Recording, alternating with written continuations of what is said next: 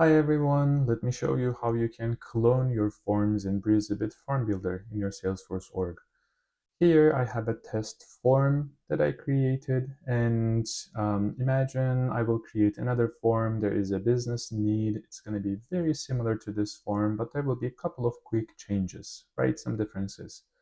What I can do is, instead of creating the whole thing from scratch, I can just clone this form and make those changes.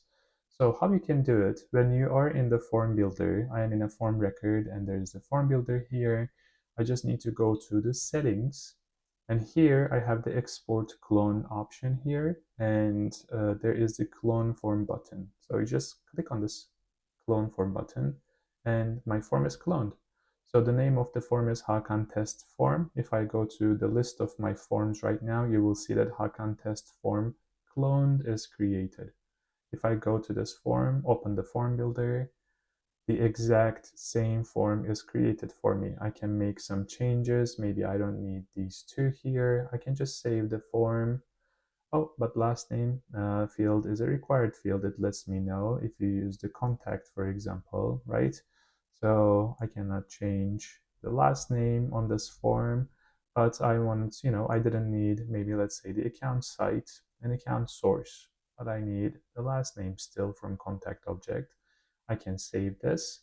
And I have a second form right now, very close, similar to the first form I cloned, but it's different right now. But I have that with the name. If I want to change the name of it, I can really easily quickly do that here too with inline editing.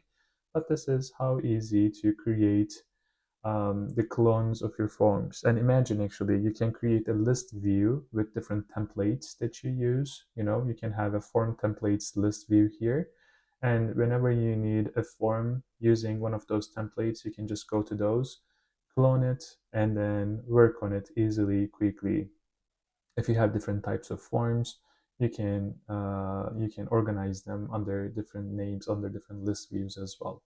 But specifically for cloning, this is how you can do it. It takes just a couple of seconds. Thank you for watching. See you in the next video.